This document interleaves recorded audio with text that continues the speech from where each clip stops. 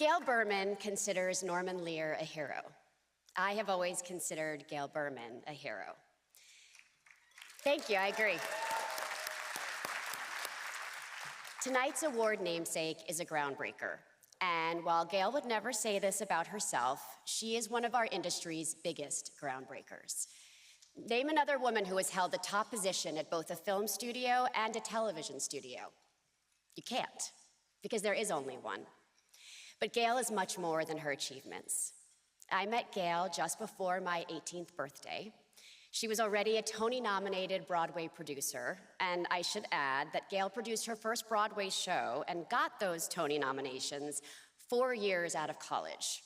I mean, really, Gail, you couldn't have done it in 2? It's a little slacker over there, huh? So I'm almost 18, and at the time, Gail was working with Sandy Gallen, and she convinced him to resurrect a not terribly successful feature property about a teenage vampire slayer. Gail wasn't concerned with how the feature did. In the property, she saw the makings of a great television series. The property in question, Buffy the Vampire Slayer.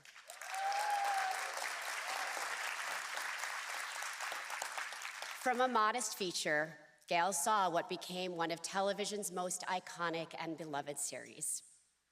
Gail and Buffy are actually pretty similar. They're strong, collaborative, selfless, empowering, women who are driven by goodness while still remaining realists. With the success of Buffy, Gail moved on to be president of Regency and then president of entertainment at Fox, but she still somehow managed to always have time for me.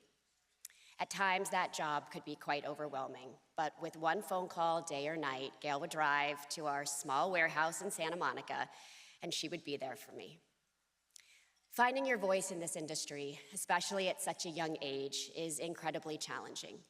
But Gail taught me how to be heard and respected, and to fight for what I know is right. So while Buffy was inspiring the many women who watched, Gail was inspiring me. She taught me how to be a woman in this industry. She taught me how to balance a demanding work schedule and maintain a personal life. Ask Jacob or Alex, and they will both tell you that their mom has always been right by their side for every single big moment. And yeah, it's true. And with everything she has accomplished professionally, she will still tell you that what she is most proud of is her kids. I really tried to narrow down what it is about Gail that makes her so special. And I realized that whenever I'm in her presence, I feel safe. I think what makes Gail such a great producer is her ability to create that space where one can be vulnerable. And if you can't be vulnerable, you can't create art. It's Gail's great empathy for people that carries into her characters and the stories she tells. People often reference, what would Buffy do? But I live by, what would Gail do? And now let's take a look at the work of my dear friend, Gail Berman. It is my honor to present the Norman Lear Achievement Award in Television, sponsored by Delta Airlines, to Gail Berman. Wow. Thank you so much.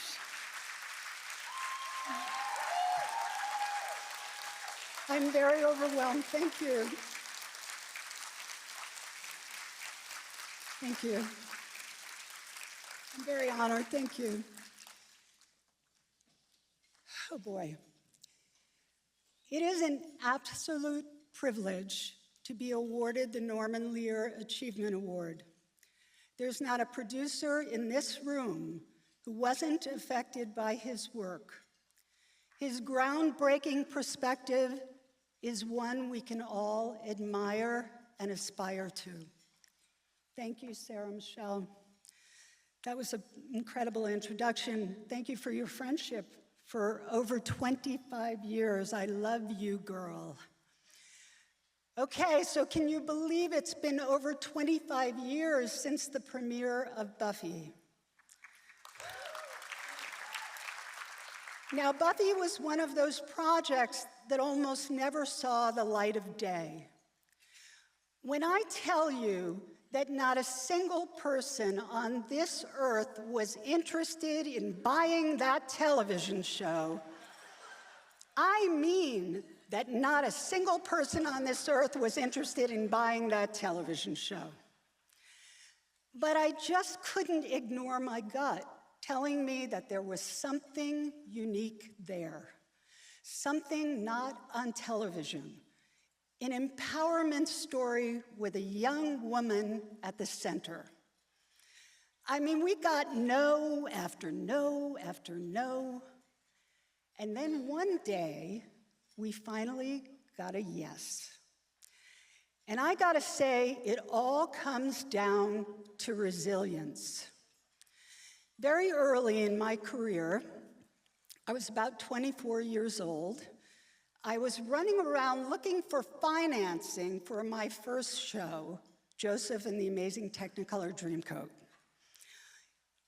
At that time, I really didn't accept the reality of a no. Honestly, I didn't even really know any better, and that was a really good thing. I just kept going. I had no other choice. There was no plan B. But we come to understand that no is real. No matter what side of the business you're on, and no matter how successful you appear, we always have to fight for that yes, and fight for what we are passionate about. As we put this reel together for tonight's presentation, I was struck by just how many hurdles had to be jumped. I mean, Elvis, 10 years? Come on, come on. Now, as producers, we need resilience for an individual project or for a career. That is the secret sauce. They punch the inflatable bop bag and it bounces back. Yes, we may take some time to lick the wounds, but we must come bouncing back. The lessons you learn from each experience, the setbacks, the rejection, the cuckoo crazy, and you all know what I'm talking about, must be used ultimately to help you find the strength to keep going. A while back, Norman Lear and his daughter Maggie joined my husband and I for an impromptu breakfast at our home. We chatted over bagels and lox and about how hard it is to find good bagels and lox in LA. But when we weren't talking about the LA bagel drought, we listened to Norman talk about his career. Now, I expected to hear the stories of his tremendous wins and successes, but he shared with us how hard so much of it was. Hearing that gave me comfort. Even Norman Lear often had trouble getting others to see what he could see. One of the all-time greats still faced rejection and had to persevere. To my friends at the Producers Guild, to Susan, Michelle, Stephanie, and Donald, to my many amazing friends and colleagues, and my brilliant creative partners, thank you. And most importantly, to the folks who pick me up when there doesn't seem to be much more air left in the punching bag. My husband, Bill, and my amazing children, Jacob and Alex. Thank you for it all. I love you. To everyone in this room, thank you for your support, your devotion to making great stories and powerful art, your passion, your drive, and yes, mostly your resilience is the magic that brings this industry to life. Here's to our collective yeses. Thank you.